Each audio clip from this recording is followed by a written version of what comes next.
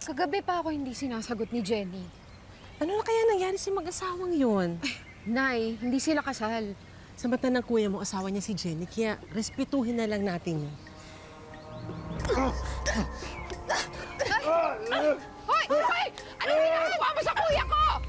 Hoy! Wala kayong pakialam! Ella! Ella! Halika ka dito! Ella!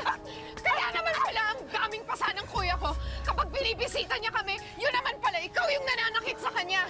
Bakit ha? Pero sinasaktan ng kuya ko anong ginawa niya sa'yo? Ano? Bakit hindi mo tanungin yung kuya mo, ha? Ha? Herman!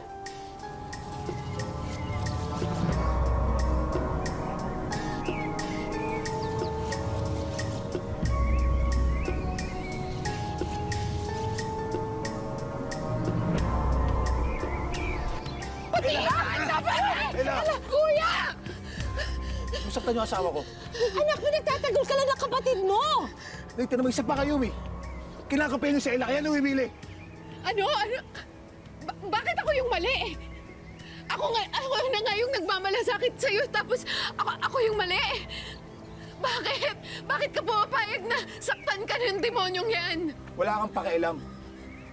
Buhay ko to, buhay namin to. Alam mo, kaya ako sinasaktan ni Jenny kasi kasalanan ko. Ako yung nagkamali. Buhay mag-asawa to eh. Dapat hindi mo pinaghihimasukan.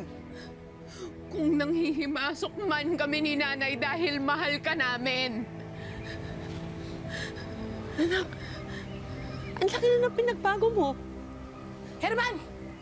Palayasin mo nga yung nanay at yung kapatid mo. Naaanibad-bara na kuya ang aarte! Ikaw sumusobra ka na! Sumusobra ka na! Ano? Nakakalis na kayo. Ano? Mulis na kayo. Ano ba nangyayari sa'yo, kuya? Parang hindi ka na namin kilala. Nakakalis na kayo. Sige na. Sige na! Layas! Herman, sinong mas mahalaga sa'yo? Yang pamilya mo o ako?